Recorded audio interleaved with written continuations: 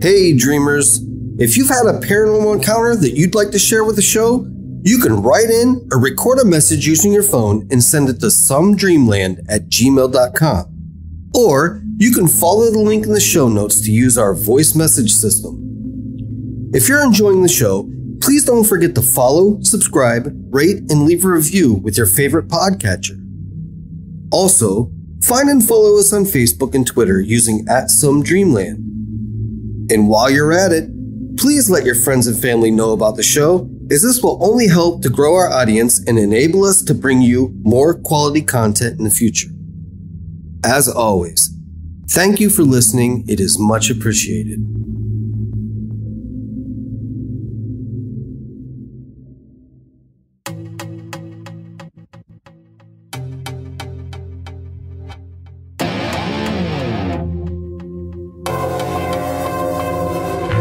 You're about to enter a podcast filled with high strangeness, conspiracies, the paranormal, and legends from around the world, with your host, Ken Mark, and brought to you by WNIP Productions.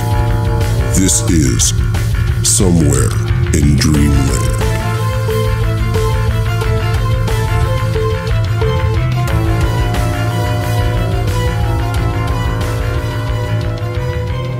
Welcome back, dreamers.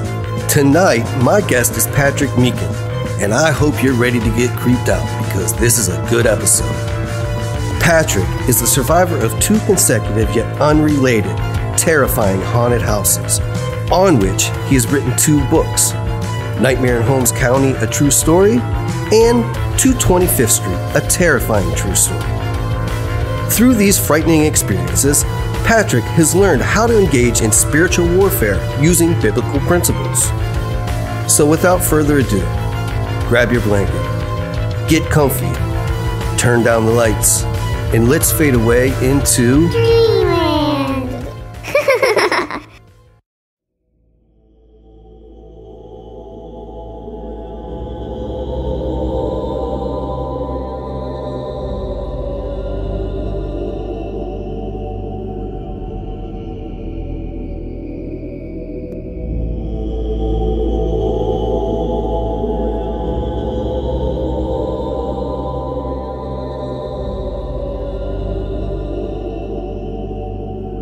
First of all, I want to start by saying thank you very much for coming on the show, and I'm very excited to get your story out there and get people interested in your book, and I'm excited to read it myself. So, thank you, and I thank you for having me on the show. It's a privilege to be on. Thank you. All right, so Patrick, tell me about your story, man. Just tell us about your story. Okay, I guess one way of saying it would be I'm somebody who's had the, I believe, somewhat unique experience of experiencing back-to-back consecutive yet unrelated haunted houses. The hauntings were very different. The roots of the hauntings were very different. The fact that I experienced them one right into the next, I believe, was because I felt that I was supposed to share my story. There's a lot of people that run into haunting situations and demonic situations, and they don't know what to do. And they have no idea how to deal with it. They generally, in this day and age, they can't go to church and get help. So they're left at the mercy of demons, which don't understand or want anything to do with mercy. So I believe I was put in those situations so I would experience the houses and I would experience the spiritual warfare side of it, and then share my stories with others so they can find out, okay, how do I deal with this? What causes a house to be haunted? What causes a person to be haunted? You know, so that's kind of in a nutshell my story overall, as far as you know, if you want a condensed version. But that's where I got started with writing books.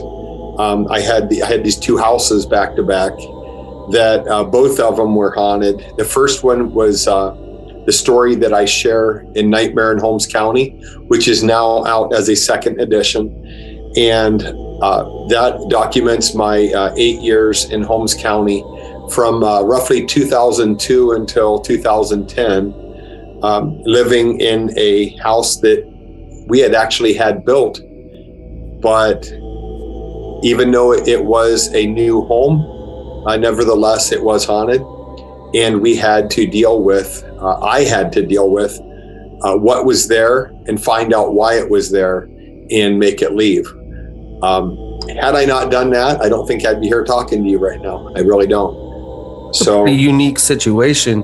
I mean, you don't usually think that you're going to have a haunting in a brand new house, you know? No, you don't. And I think it's more common than people think. But at the time, it was unheard of. And it was very deceptive because, you know, you build the house, you move in, everywhere you look, everything is new.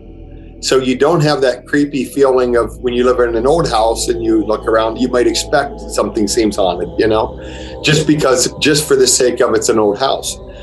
But in a new house, you kind of, you don't really have that same feeling. So it was very deceptive. It took me a little bit to get my mind around the idea that there really was something going on in the house. We bought the piece of land in the fall of 2001 and hired a builder, and he broke ground and began building early in 2002. In March, the unthinkable happened, and we had a severe storm. And the house, which at that time had the foundation poured, the basement was done, the 2 stories were framed up completely, and it was completely demolished. All the wood was collapsed down onto the first floor, just laying there flattened. And they had to tear away all the wood, start over again. And at the time, I just thought, well, that's bad luck, you know, whatever. And the builder kept saying to me, I have never seen anything like this. Now, this guy was 60 some years old. He was born into an Amish family, and he had, he was not Amish, but the Amish start their children doing labor early in life. So he had been building, 50 some years probably. And when he's saying, I have never seen anything like this, it's kind of interesting, so at the time, again, I didn't think a whole lot of it. And we moved into Holmes County thinking, this is a very large population of Amish. The countryside is absolutely beautiful. I mean, it is beautiful rolling hills. The sky just looks bigger in Holmes County. It just did, and there's Amish farms everywhere. And we fully expected the Amish are peace-loving, kind folks, and we are going to have happy lives here. That's what we expected. Right. But, after we moved in, there were things that began to happen. There were small things that happened even as the building of the house was happening. There were little incidents that were, when I look back now, I know they were significant. But at the time, I just kind of scratched my head and, pushed it out of my mind. But, even while the house was being built, we did all of the woodwork. We stained and varnished all the woodwork. So I would go there after work late at night, and I'm in this house that's being built, and there's nobody really close to me as far as other neighbors. Everything's pitch dark out there. It's just farms everywhere. And I would have a very strong feeling that I was being watched. And it was to the point that I actually would get a boom box. I'd take a radio and I would listen to worship music, which kind of took the edge off of the unnerving feeling. You just felt uncomfortable. So I'd listen to worship music and just push all the creepy feelings out of my mind and just keep working. But at one point while the house was being built, I stopped by to check on the building crew, and there was a individual who lived up on the hill that oversaw the valley where our house was being built. And this individual was a very strange person, and his behavior was very odd. And I stopped to see the builder one day, and this individual, in the book, I named him Abe, which short for Abraham, but that wasn't his real name. I changed names in the book just out of respect, to be kind to people. But he's sitting on his lunchbox in the garage, and he seems very out of sorts. He seems like he's uncomfortable and like something's really eating at him. So I'm having a conversation with the builder, kind of ignoring Abe's strange behavior. And all of a sudden he blurts out, "There was a man here last night." And I said, I thought for a second, and I thought, well, yeah, my wife had a friend and her new boyfriend stopped by and she showed him the house. That must be it. That's all you saw, you know? And he said, no, that's not what I'm talking about. And he told me that he had to take his car to the garage to get worked on.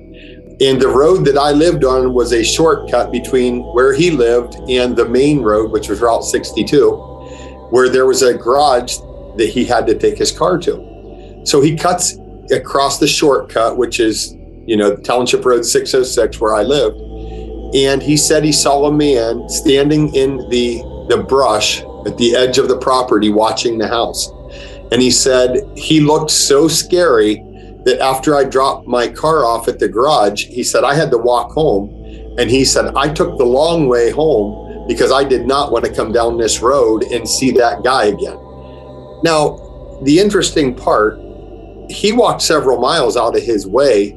If what he was saying was true, he could have walked 1 mile and got home quicker, or walked about 3 miles. And he chose to walk 3 miles because he did not want to see that individual. That's what his story was.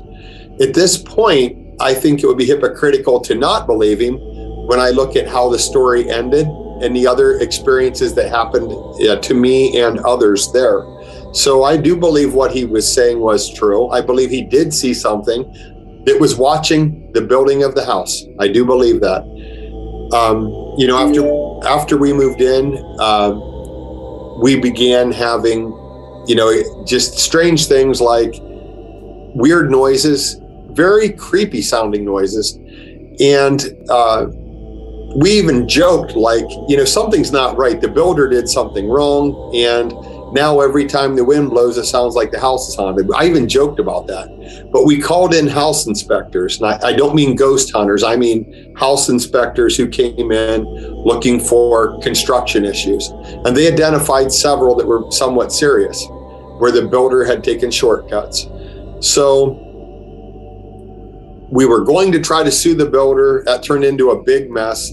I didn't realize at that time in Holmes County, when you go against one of the locals, you just, you know, put a target on your own back. And that's what I did without knowing it. We ended up just forgetting about suing. I hired a couple individuals I went to church with. They came out, did a wonderful job, fixed everything. And we fully expected, okay, that was a bump in the road. That was, you know, not a nice experience, but the house is great now. Everything's going to be fine.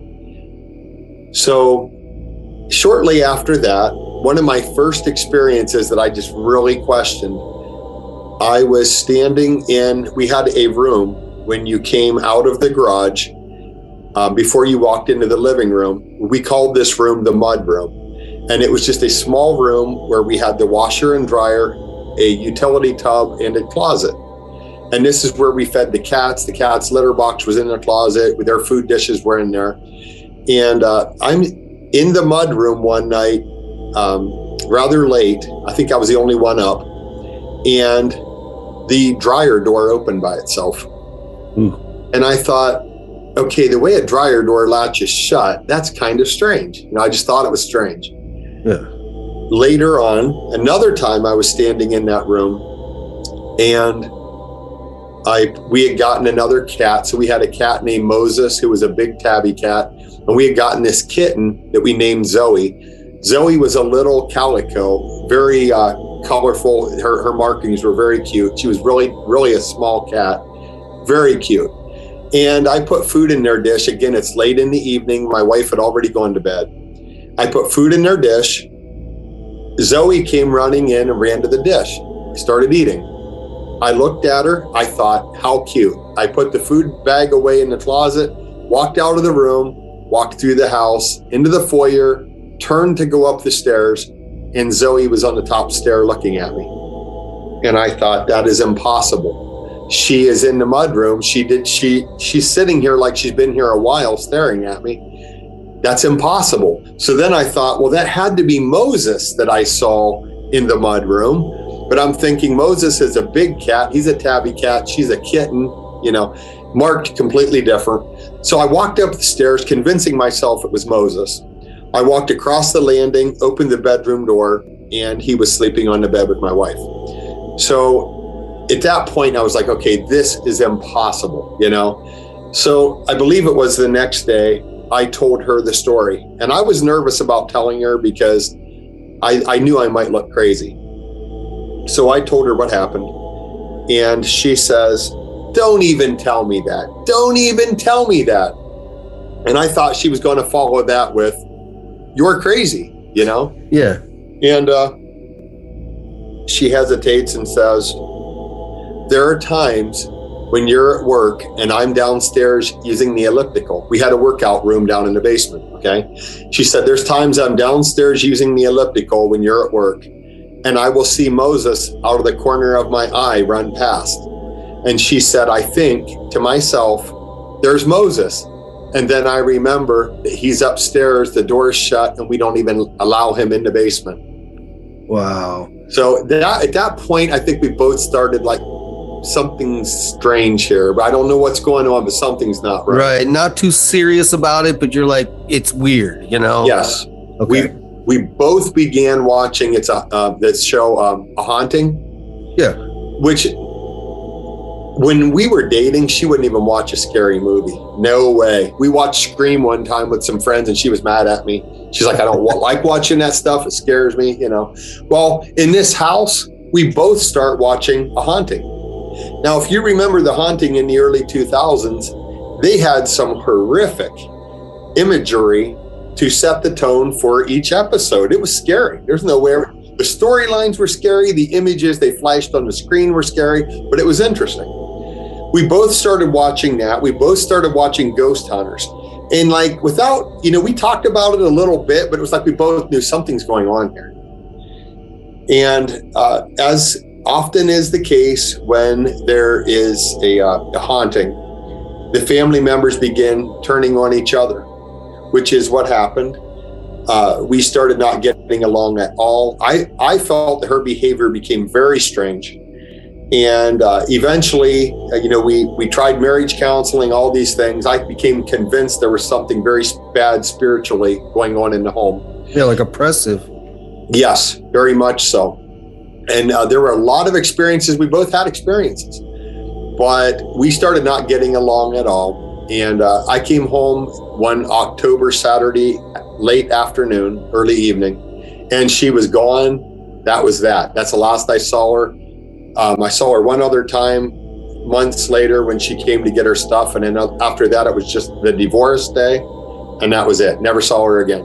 Wow. And when I finally was able to locate her and get her to answer her phone and talk to me after she left, she said that Friday night, now she left Saturday, right? She said Friday night into Saturday morning at 3 o'clock in the morning, she was upstairs sleeping. And she heard, now I was downstairs on the couch. We were not getting along, and I would oftentimes stay up all night praying because I kept thinking, man, something's attacking our marriage. I got to try to pray us out of this. That was my belief. That's what I really thought. So I would stay up and I would be praying, and then I'd eventually fall asleep downstairs on the couch. And she told me that the night before she left at 3 a.m, she heard someone ring the doorbell and then let themselves into the house. And I thought to myself, that's crazy. And I said to her, listen, that's crazy. I said, I didn't let anyone in the house. And I said, I would have heard it. If somebody rang the doorbell and let themselves in, I would have heard that. Right. And she said, well, I know what I heard. And I'm thinking, this is crazy, So then she says she wants a divorce, whatever. So, we end the phone call and my head's spinning. I just got dropped the, worst news you can imagine. And my head's spinning because I start thinking, she never said that I let anyone in the house. She's not accusing me of anything like that. She is saying that somebody rang the doorbell and let themselves in. What in the world is this all about, 3 a.m. is a bad time, first of all. Exactly. And, even though we had watched A Haunting, even though we had watched Ghost Hunters, I don't think she even knew enough about any of that stuff to say that if she was lying. I believe that it happened in her mind the way she conveyed the story to me. I believe it was exactly how she stated to her experience. But I never heard anything. So she leaves, we end up getting a divorce. So once we're divorced, I'm there alone, and I know I have to sell the house. And once I'm there alone, especially once the divorce was final, it was like the wheels fell off. The activity began escalating. I had experiences that were like, okay, there is no way in the world this could happen. I'll give you an example.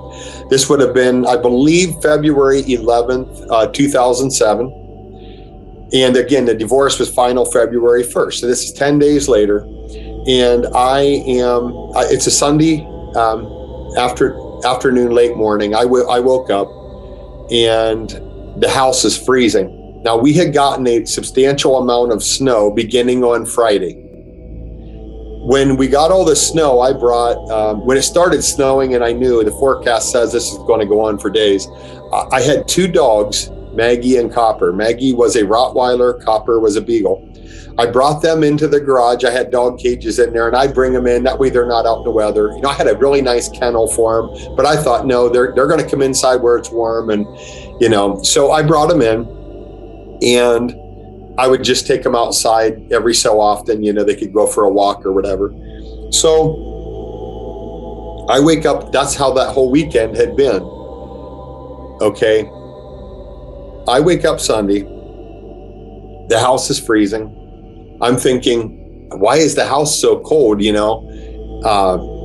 I can't be out of propane. I have a 1,000-gallon tank, and just last week I had, it was at 40%. That's 400 gallons. There's no way I went through 400 gallons of propane. So I'm trying to figure out what to do. And I called my propane supplier. And he said, look, I will do a delivery if you think you're out. But he said, I'm going to have to charge you extra because it is Sunday.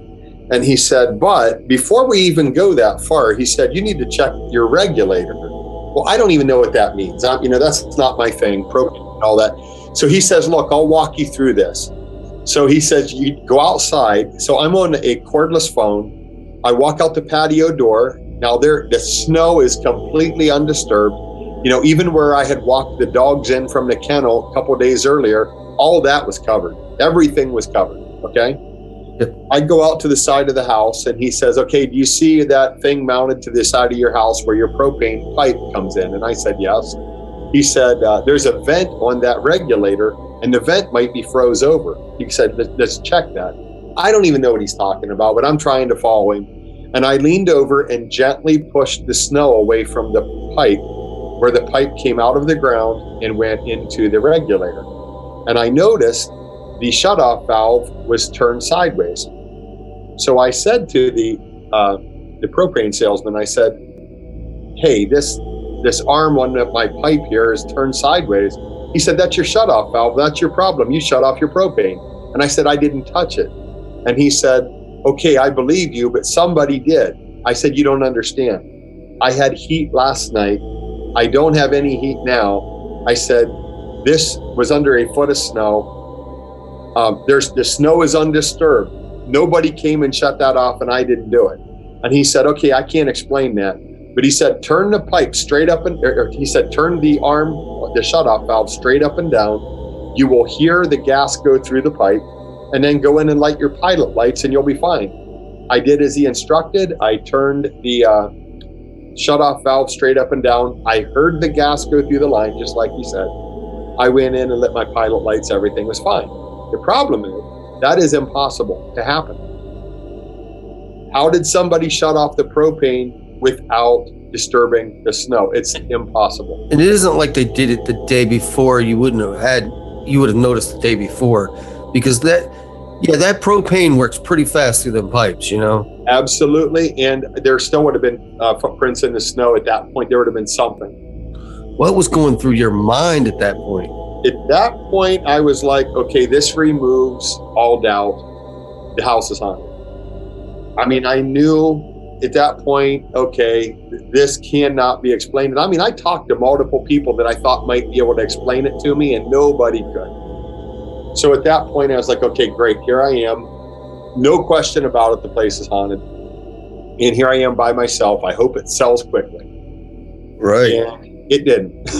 Oh, no. It went on and on. You know, the market collapsed then, so that didn't help. So I'm going through, you know, making these massive house payments and trying to sell it. It's not selling. And on top of that, I'm dealing with, okay, I just went through a divorce that was not my idea. I did not want that.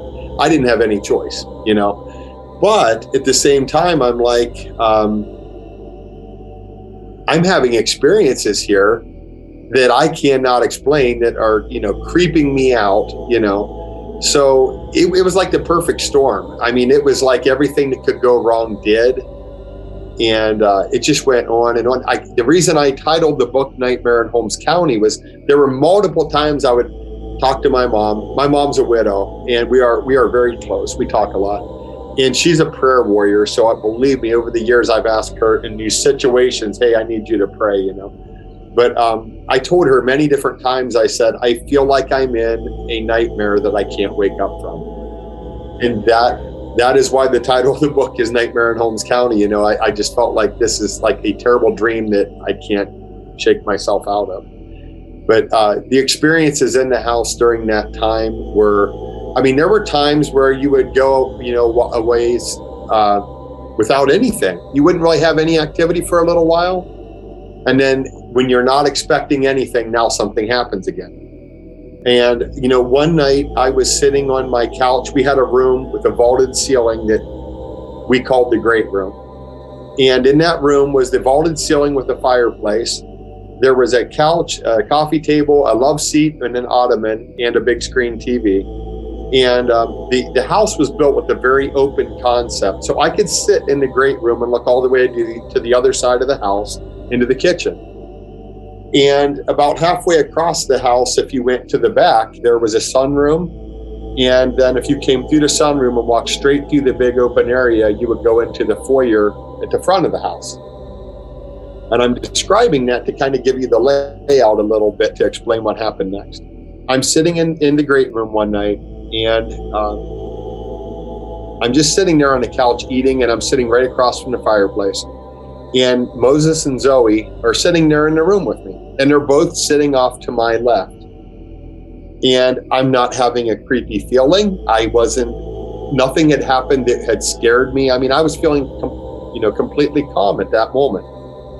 Out of the blue, I saw a black mass pass right through that big open area, like it came in through the sunroom, passed through the open area, and disappeared into the foyer at the front of the house. When I saw it go through the room, I saw it out of the corner of my right eye. I'm looking straight ahead, and bam, I see this thing go through the room. And Moses and Zoe are off to my left. At the same time I see that go through the room, I see them out of my peripheral vision to my left. Both of them, their heads looked up and went from right to left, following the trajectory of the black mass I saw go through the room. Wow. They saw it just as I saw it. Yeah, animals do notice things, I think, more than humans do. But I do too. I absolutely do. We know they can hear things that we don't hear. We know that they see light. They see things differently than we do. Their eyes are designed differently. So I do believe they're aware of things sometimes before we are. Yep. But when that thing went through the room, no question, I saw it and they saw it. Wow. I bet that just gave you the willies, didn't it? Oh, it was unbelievable. And it was not only the whole side of it being scary, it also was like intimidating in another way, because I knew I have to sell this house. I have been praying like crazy that this place sells, and what all this haunting stuff will stop and all this. Yet that's telling me that I'm having no effect. I'm praying and nothing's happening. It's intimidating. It's like taunting me, Yeah, sure. Another night, I was standing at the kitchen sink before I went to bed, and it's about 1 o'clock in the morning, sometime around 1 in the morning. So again, I live out in the middle of nowhere, so it's pitch black outside, and I'm in the kitchen with the light on. There's an overhead light like on the ceiling behind where I'm standing. And now there's no way for that light to have cast a shadow the way I saw this happen then. I looked at the window, saw my reflection, and when I saw my reflection, I saw it looked like a shadow person standing behind my left shoulder in my reflection. When I saw it, it disappeared in a downward motion. So there was no way that was my shadow. There was no explanation for it. I'm telling you what, man, you are a tougher guy than me, because I would have been gone a long time ago. Like, I have to tell you, people kept saying to me, Pat, just leave. And I said, no, I'm not leaving, because then I'll lose everything. And they were like, who cares? Just leave.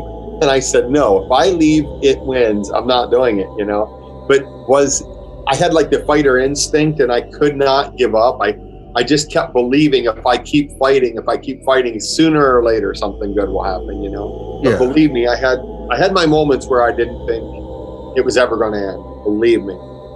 But the experiences, one night I go to the restroom in the middle of the night. Again, I live in the middle of nowhere. I have a security system in my house. It is armed.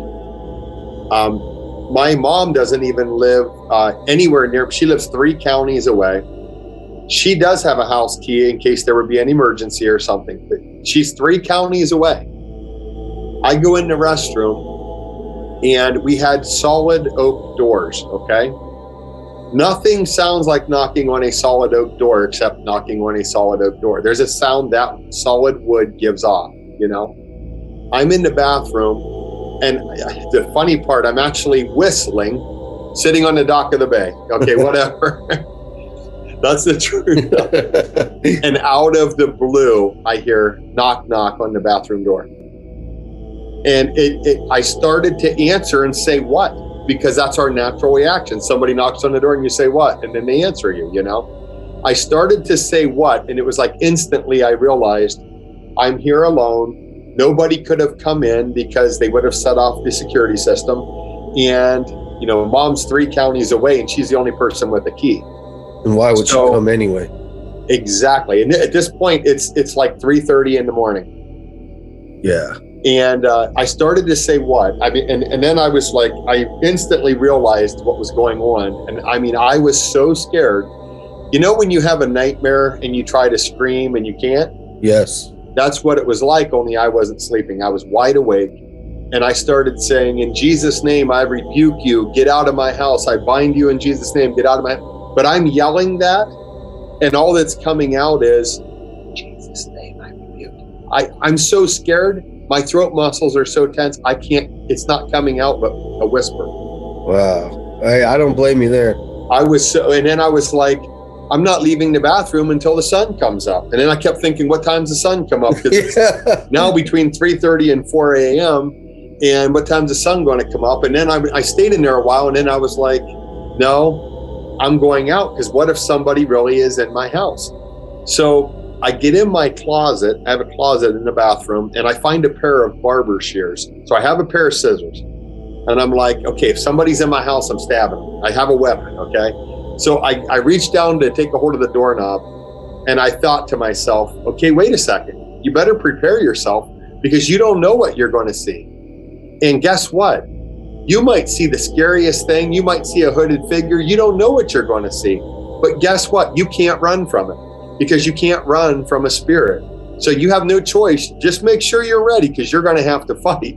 And honestly, I just like cemented in my mind right then, if I see the scariest thing I can even imagine ever seeing, I'm going after it, and I'm going to be quoting scripture, and I'm going to be rebuking it in Jesus' name. And that's my only option, and I'm ready to go. I open the door, fling the door open. There's nothing.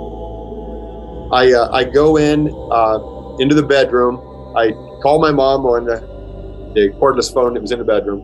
And I said, I told her what happened, and she had had experiences in the house when she had come to visit me. So she knew there were problems. And I told her, I said, the reason I'm calling is, I said, I have to search this entire house and I want somebody else on the phone. I said, if there's somebody here and I end up in a fight, call 911 and because I'm probably not going to have that opportunity. Tell them to get the sheriff to get here right away. And I said, I just want a witness, even though you're just on the phone, as I go through the house. And while we're talking, I said, I can't find my shotgun shells because I wanted to load my shotgun. And she says, you're not going to need them because it's not a person. And I said, I know you're right, but I still have to take precautions. Right. It still makes you feel better to have that. Exactly. So I load up the shotgun, I find my shells, I load it, and I went through that house top to bottom, even every closet. There was nothing. The door was locked. The security system was armed. There was nothing. You talk about something that, I came up with a phrase or like a saying when I lived there, and it was this. When you live in that environment, terror is only a word. I don't know a word that really describes the feelings you have sometimes. Terror is the worst word I know for the worst kind of fear, but that word does not do justice to the feeling. And that's something I came up with when I was living there because of the experiences I would have. Yeah, man, that's mind-boggling. I couldn't imagine. It definitely was not a nice, nearly 8 years. Yeah. It was very, very difficult. I had, and as I'm going through this, I'm being tormented by the locals because, this guy wants to sell his property. Well, we know what it's worth. We know the property values went up in Holmes County since he built that house, but we're not paying what it's worth. We're Amish. We run this county. We're going to get it for next to nothing. And we don't care if he loses everything. He's going to give us that house and that land. And the land was like 6.1 acres, and it was a beautiful house, And they thought, we're going to get it, but we're getting it at the price we want, not what it's worth. So they were continually tormenting me, not only like on the telephone, but they would come to the house and smash the realtor signs, just anything they could do to provoke me. I do fully believe I was being subjected to witchcraft curses. I found out, like, beyond a shadow of a doubt, several of the people I was having problems with were practicing witches. So, and that came from other people in the area that, one case, I started teaching guitar lessons and that. And this guy had a son that played guitar and one that played banjo. So he'd bring him over and want me to teach him some songs on guitar and banjo. So I would talk to this guy. He was a nice enough guy. And he was not Amish. He had been Amish, and he they call it jumping the fence. He left the Amish religion. And we were talking about things, and he told me, he said, there's a lot of witchcraft out here. And I said, yeah, that's I said, I already came to that conclusion. And he said, yeah, it's definitely true. And he told me that in his church, when he was Amish, they taught him how to practice witchcraft. Oh. And he said, I had to reclaim the ground after I left the Amish religion. And what he meant by that was he had to undo, spiritually speaking, the darkness he had allowed into his life because of what they had taught him. And he was a helpful individual because he did confirm some things to me that I knew, but I knew them like I was discerning them, and he could confirm, oh yeah, these things are true and they are going on out here.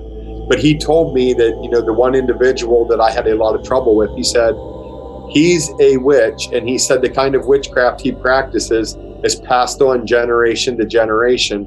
And he said it's always passed on from the parent to the opposite sex child. And he said, so since he's a witch, he passed it on to his daughter. And he said his daughter got so deep into witchcraft, she lost her mind. He said she's in an asylum, she lost her mind. And I said, well, I'm guessing that's probably demon possession. And he goes, I'm sure it is, So he confirmed some very interesting things and that I was dealing with from the realm of, people practicing witchcraft around me. and directing it towards me. That is really something that you do not think about when you think about the Amish people. Like, No. I think about wholesome, very devout Christians, that sort of thing. I don't think of witchcraft. They call it, they also do, like, I don't know if powwowing and witchcraft are the same things. But yeah, that I just recently, like I said, learned about powwowing, and it blew my mind that they did that. Like, no clue. I have their book, and I will not even keep it in my house. It's in a safe deposit box at a bank. I just don't want it in my house because it is a witchcraft book. Yeah, I don't blame you. But I have it for research purposes. And I know when I say the things I say, I'm going to be labeled. It's easier to call me crazy and just keep thinking the world's a happy place and these things don't happen, rather than, for a lot of people, they would rather do that than think, man, if this guy's telling the truth, there's some messed up stuff going on in this whole world, and with the Amish and other things as well. And with the haunted houses and things like this. So I keep a lot of evidence because I know I will be scrutinized, Well, Patrick, everybody, it's easy to think someone's crazy until you need that person's insight or expertise. And then all of a sudden they aren't so crazy anymore, are they? That is true. That's absolutely true. But I have their book, and it's called Powwow or Long Lost Friend. That's the name of it. And it teaches you how to, a lot of it is like enchantments, things like that, to have good luck or to heal someone. I'll give you an example. One of the things in the book is, if someone has epilepsy, take a dove and slit its throat and drink the blood. Have them do that, and they'll be healed. Like, that is not something you should be doing. Yep, that's something I'm going to do. Yeah, and that's the kind of stuff that they're into. But I will tell you, there's a whole dark side to the Amish that people don't want to believe. And, I've lost friends over this. It's like, well, I'm sorry, if you can't deal with reality, that's not my problem. But this stuff is real. It does go on. There is so much incest and animal abuse and child abuse and all these things that go on out there, in addition to the witchcraft. I believe that. And as I prove, very clearly do prove in Nightmare in Holmes County, Satanism itself is alive and well in Holmes County also. There's a well-known witch, she's written 60-some witchcraft books, who lives right just outside of Holmes County. I believe it's in Wayne County, in Buckland, Rayford Buckland. And he is celebrated out there. They have him come do book signings at the library. This guy's a practicing witch. Yeah, I'm familiar. I know what you're talking about. Yeah, and they it's celebrated in Holmes County, but they don't want the public to know it. And it's funny, when I wrote my book originally, clear back in 2011 and 2012, when I would be interviewed for the first edition of 225th Street, people would often ask me about Nightmare in Holmes County and what happened, and I would talk about it. And then that book came out, Nightmare in Holmes County first edition came out in 2015. And it's funny, there's been multiple movies made about exactly what I was talking about since that time. Lifetime did one called Witches of Holmes County. There's another movie, it's a very good movie, called The Harvesting. It's about all this same stuff that goes on, among the Amish. And there was even specials on TV about a lot of this, but it is very much under the radar. They don't want people to know. And to be totally honest, a lot of the areas that have large populations of Amish make a lot of money off of tourism, so they're protected. So it's one of those things that here all I thought they did was make mafias, because I saw the Amish Mafia show. That's true too. Yeah, I believe that one too. It is absolutely true. You cross them, you just made the mafia mad, and they are going to mess with you, So you went from this house in Holmes County to another haunted house then? Yes. That's interesting. Yeah, we did a deliverance, if you will, or an exorcism on the house in very, very late in 2009. and the activity in the house. Now, at that point, I had learned the full story of the land and what was going on with the Amish, and I knew details I had never known up till that point. And because of those details, I was able to have two other people in agreement with me do an exorcism on the house and property.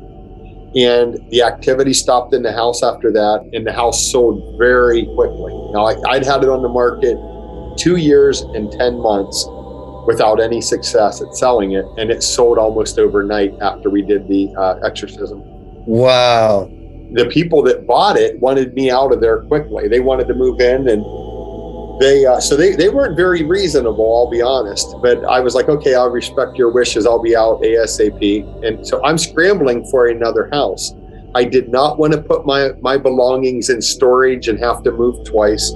So I found this house in another small town. I never disclosed the town in the book. I'm sure you would know where I'm talking about. If I told you, you would know exactly what I'm talking about because you're from Ohio. But I never disclose in the book, just out of kindness, what town this house is in. But I found this 2-story tan brick house with a very big yard. The whole yard was surrounded with a chain link fence. There was a massive detached garage. There was another detached garage at the back of the property, and it was a reasonable price.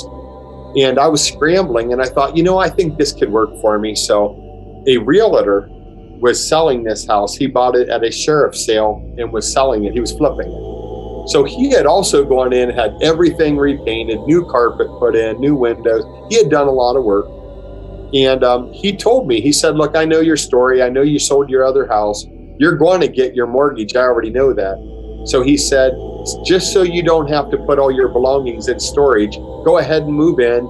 He said, as soon as your mortgage closes, we're going to settle them. We'll close the sale of this house. I said, okay, I really appreciate that. Now, he made no mention of ever being told that the house was haunted. He made no mention of knowing anything derogatory about the house. But I moved in and fully expected, okay, my nightmare is over. I knew I'm going to write a book about that experience I just came out of, and I'm going to title the book Nightmare in Holmes County. And I started, I moved into this new house. I started having just odd experiences that I kept thinking there's something to this, but I don't know what, because I know nothing followed me from Holmes County, because that exorcism was complete. It was decisive. We won. Nothing followed me.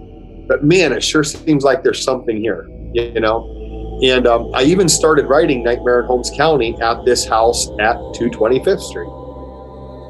And early on, my first night in the house, I had a somewhat odd experience. I wasn't even in the bedroom I chose for my bedroom. I was in a spare bedroom, sleeping or trying to sleep. And I was staring at this old closet door and the woodwork around the closet. And all of a sudden, I heard a voice say to me, you don't know anything about the history of this house. And then I thought to myself, that's true. I don't know anything about the history of this house, So I'm going to be honest. I think that was divine intervention and God was giving me a clue. And I thought, I don't know anything about the history of this house, So I kind of prayed a little bit and went to sleep. A few nights later, my bedroom was completely set up. My cousin came to the house and he was doing some odd jobs. There were some things we found that needed fixed up a little better than the realtor had done that was flipping it.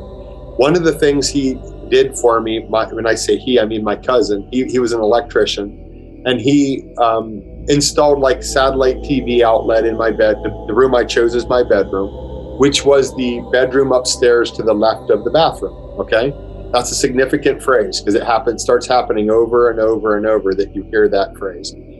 But so I have my bed all set up. Then a few days later, and I come home from work one night, and I live alone.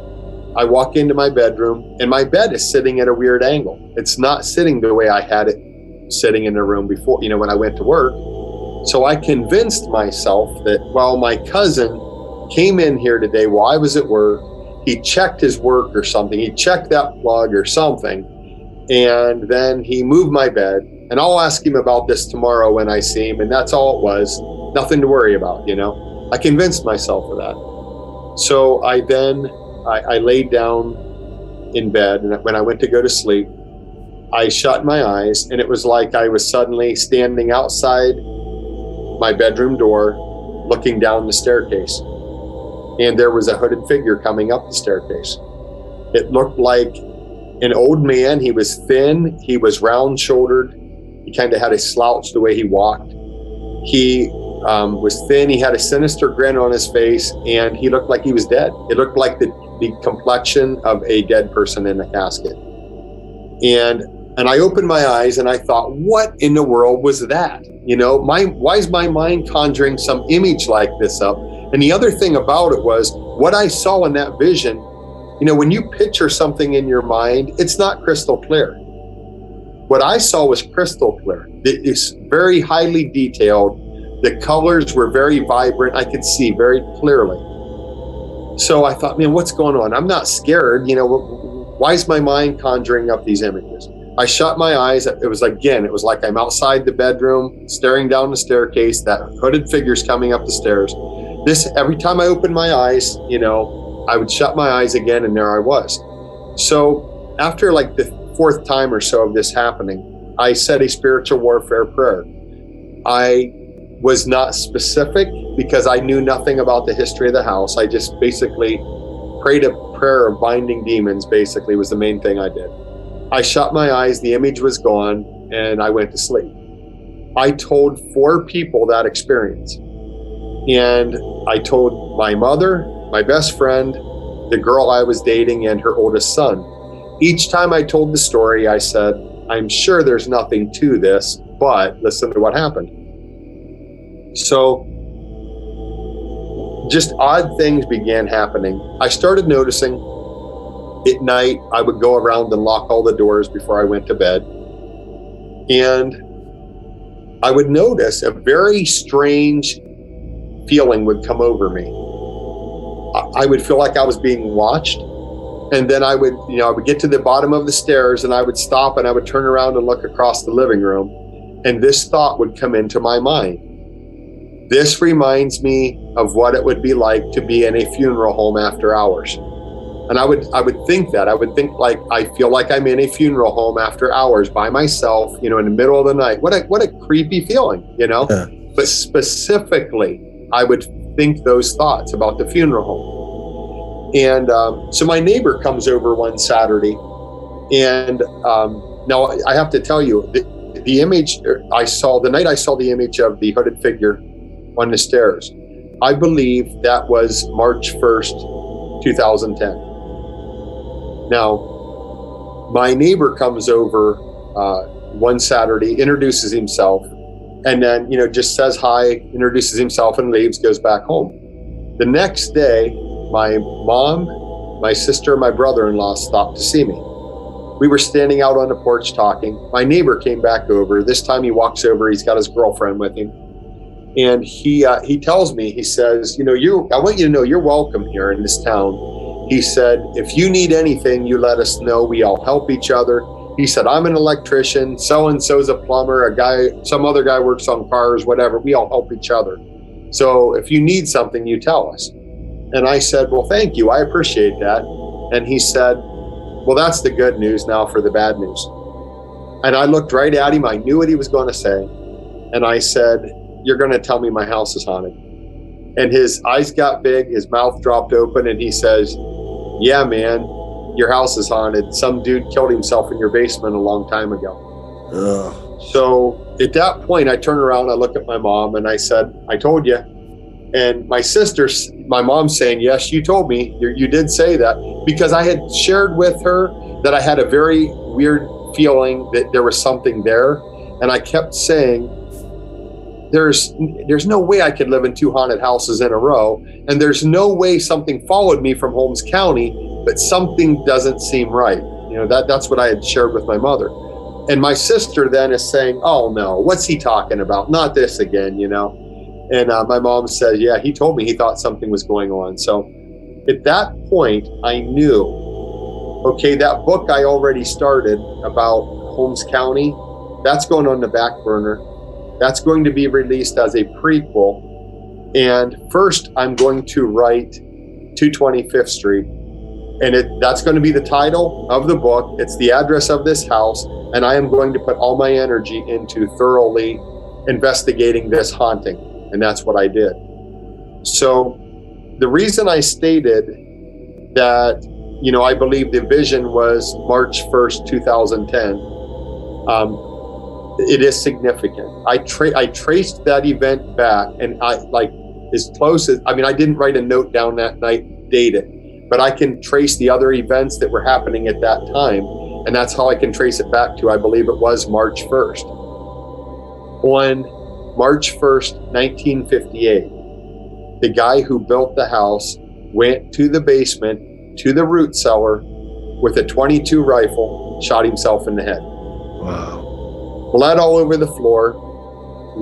I found out now when I was researching for the second edition, he laid on the floor for almost, from 9:30 till almost noon before they got him to the hospital, and died at the hospital. So you think a head wound and your heart's still beating, you're going to bleed. Yeah. So I believe that was one issue. There was blood on that floor, and it was an old brick floor laid down in a root cellar.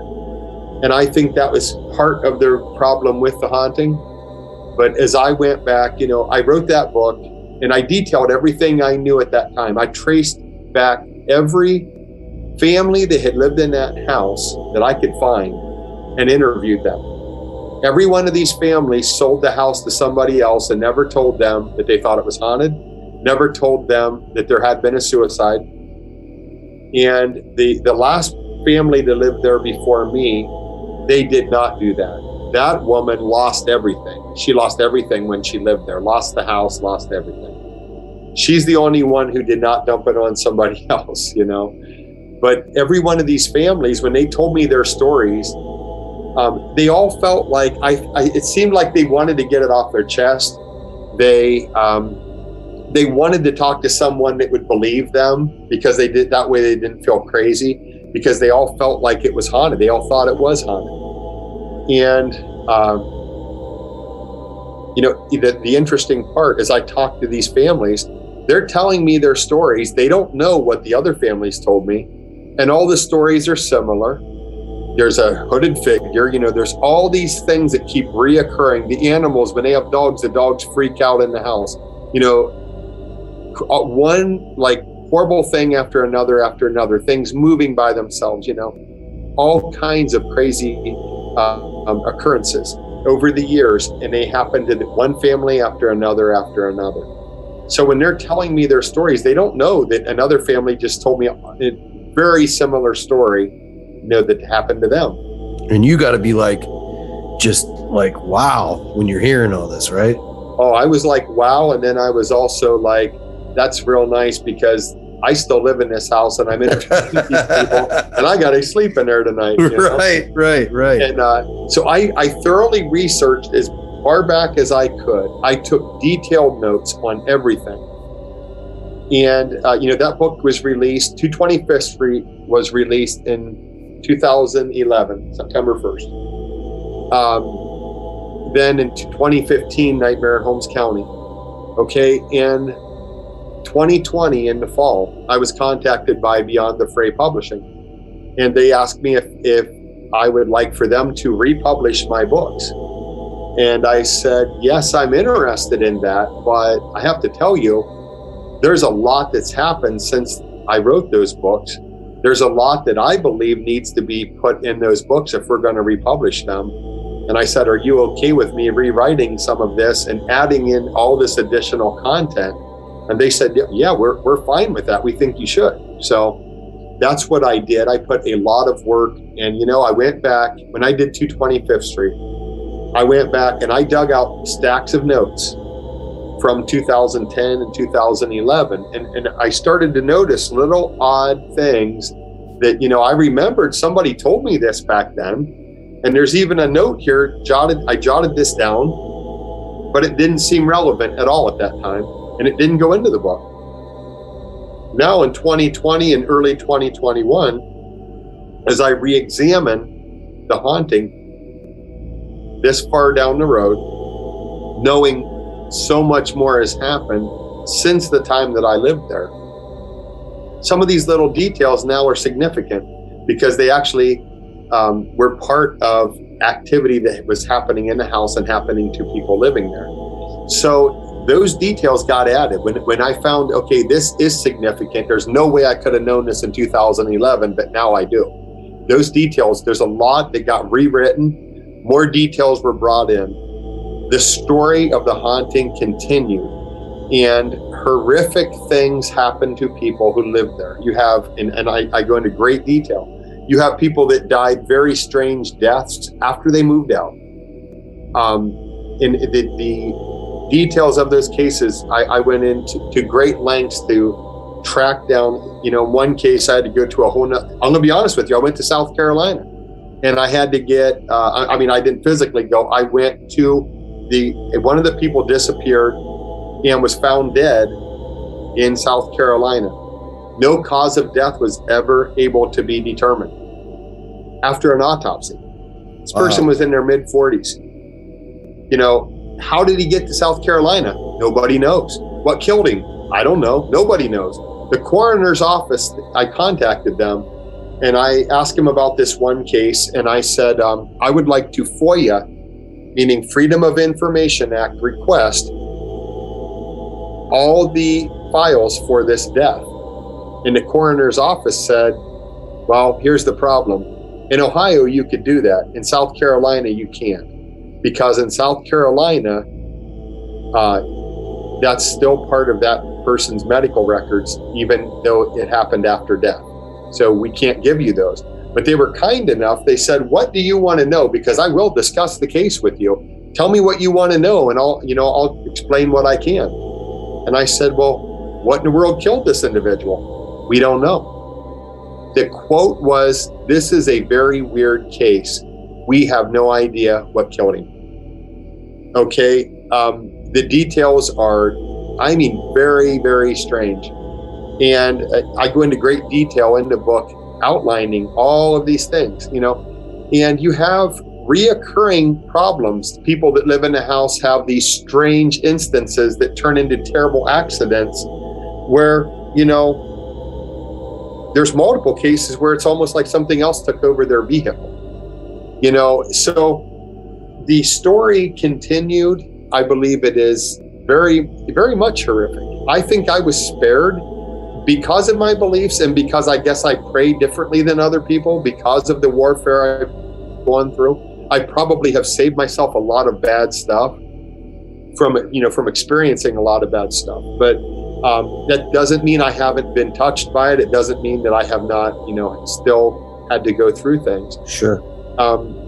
But there's stories where people who were very devoutly religious developed attachments in that house and had to be delivered of it. And when you get into the details, it is mind-boggling, and that's what I try to share. I also went back and thoroughly examined the life of the individual who killed himself in the house. And the details I uncover about him, my goodness, it not only leaves you scratching your head, there's no question there are some very dark secrets under the roof of 225th Street. And they go back probably to the beginning.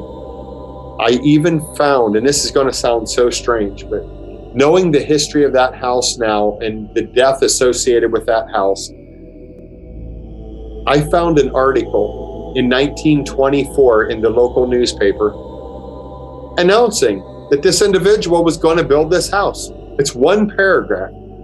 I guess in 1924 that was newsworthy. Weird. It's one paragraph announcing that this house was going to be built.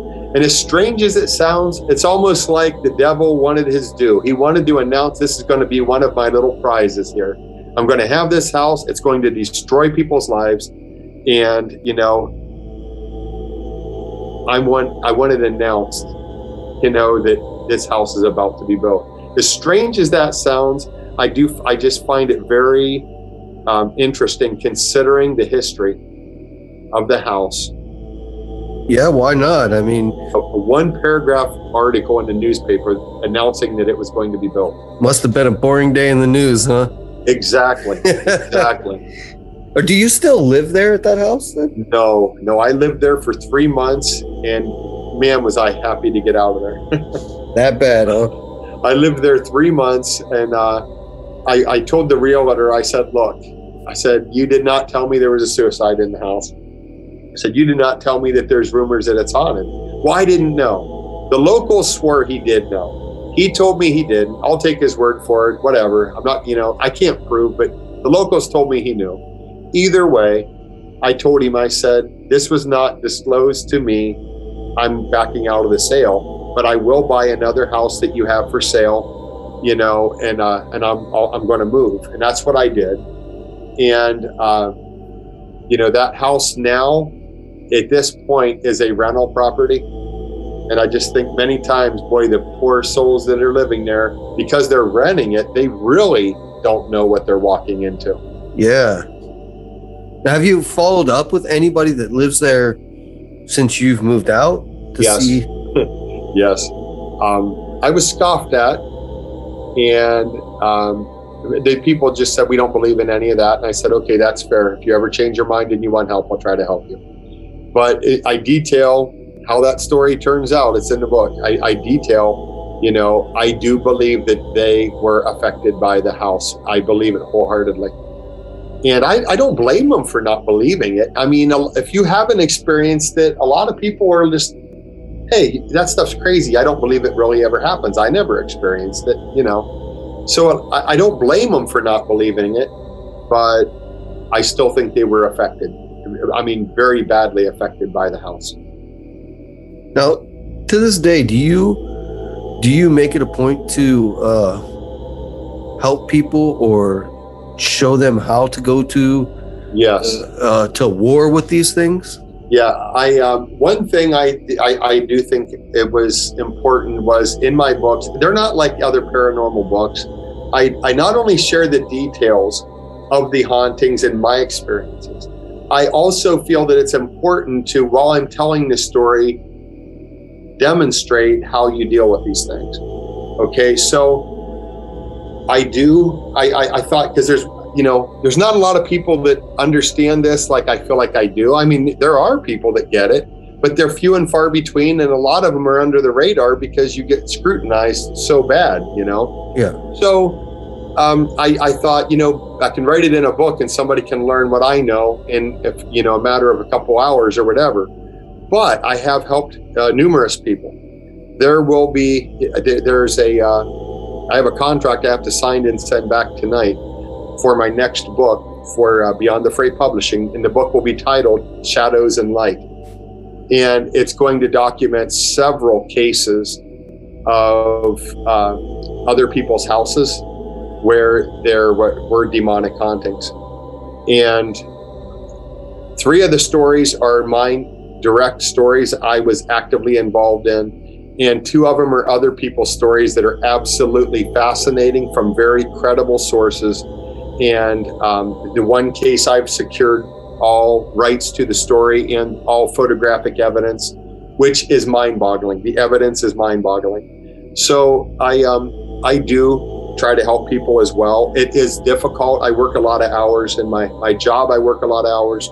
So it is tough, but I do try to help people when I can, because again, when you're going through this, it's not a party. It's not fun. It's not, I think there's people that are fascinated by the paranormal and I understand that, but when you're actually, when you visit places and hear stories and you're fascinated, that's cool, whatever, that's all right. But when you're actually there, it is life altering. And it, as I document clearly in 225th Street, I believe that situation is a matter of life and death. There's been enough people that died associated with that house, or their lives were completely changed because of bad circumstances after they lived in the house. It is that serious.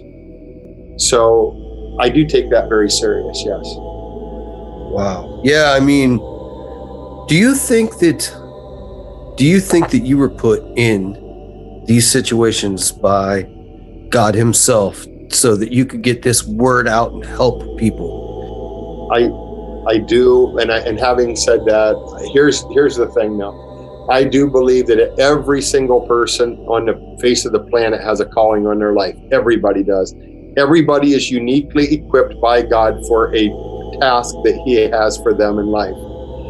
For whatever reason, he chose me to have this task. Now, would I have chosen this? No. Wouldn't it be more fun to be the Christian singer that gets up and has adoring fans and makes great music? That would be awesome. I have so much respect for those singers, and I love Christian music.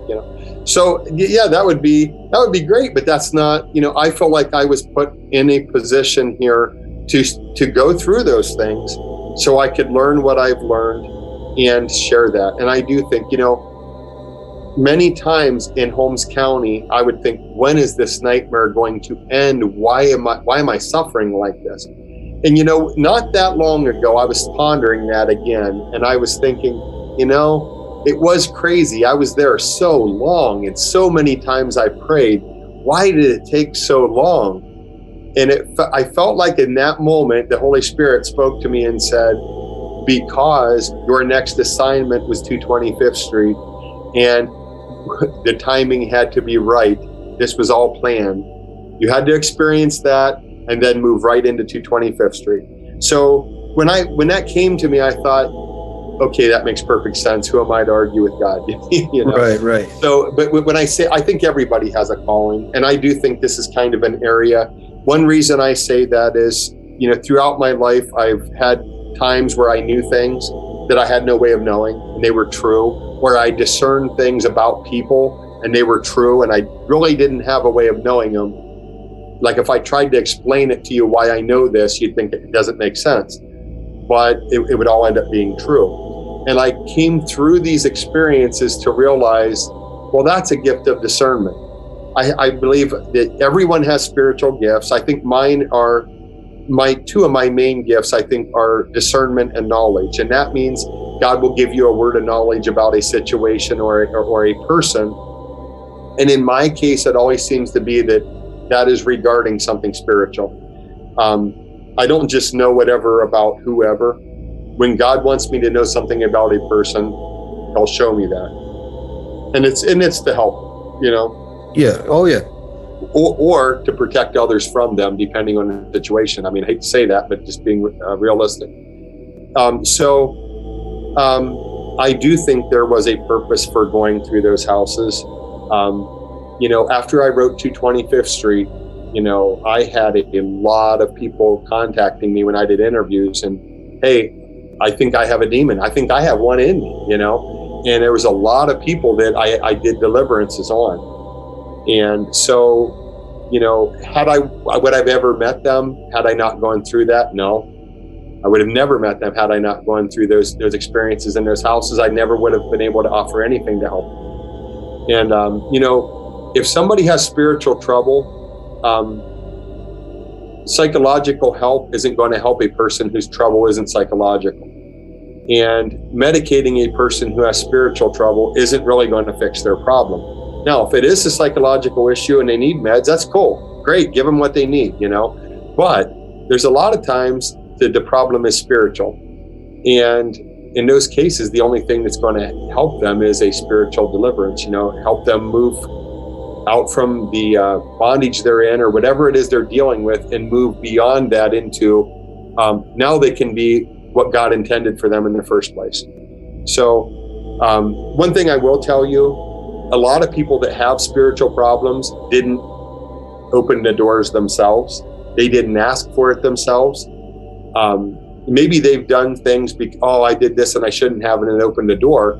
But most of the time, in my experience, if you go back and when you go through a deliverance with a person, their baggage is really rooted in generational curses, going back oftentimes many generations into their ancestry. And those curses just stay in the family and keep going until they're perpetual, until somebody comes along and breaks them. That's why you will see a lot of very strange things that just repeat over and over and over in families.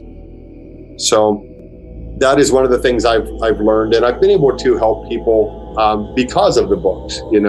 They put me in contact with people that I would have never met otherwise. When are you going to write a book on that, curses and things like that? That'd be kind of cool. That is, I would like to write. There's so many I could write right now. That's what happens when you're creative, right? You don't know when to stop, and you get all these. You almost get creative ADD. I get it all the time. Yeah, and you know what? I'll tell you, I went through a lot. You go through a lot of persecution when you deal with this stuff sometimes. And I kind of had stopped writing because of some of the things I went through. And when I was contacted by Beyond the Fray, I was like, okay, I feel like this is saying, okay, time to get writing, time to get back active in this and start doing this again. There's a door that's been opened. Somebody's, offering to share your stories. So I felt like, okay, it's time to start over again, So I feel like you've got a lot to offer in this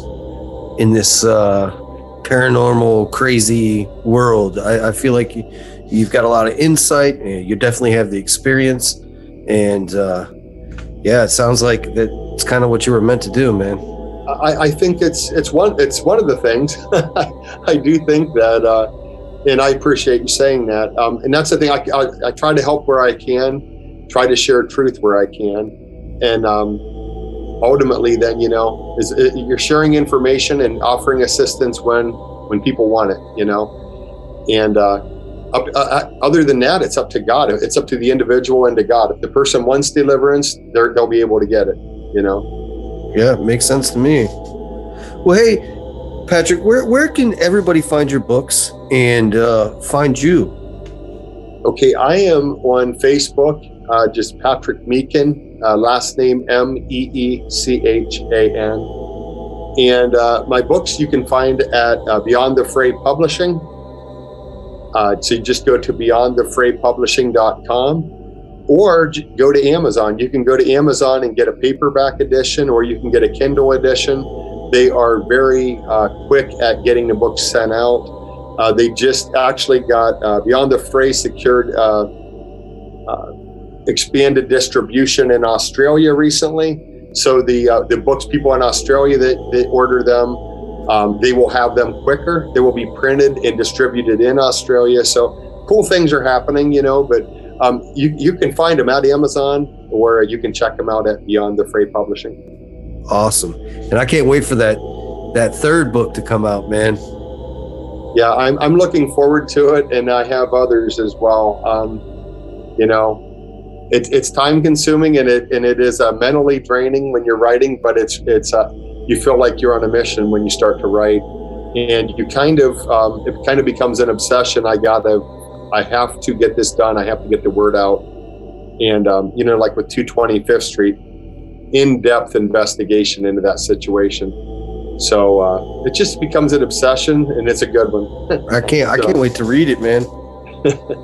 I think you'll like it. Yeah, I think I will too. So, well, hey man, I'm gonna cut you loose. I really, really, really appreciate you taking time to come on.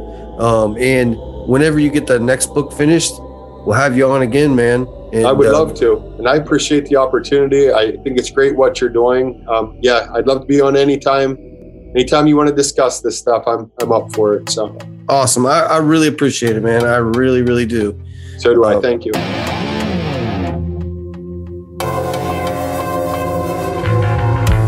Well, that about does it for Dreamland tonight, dreamers.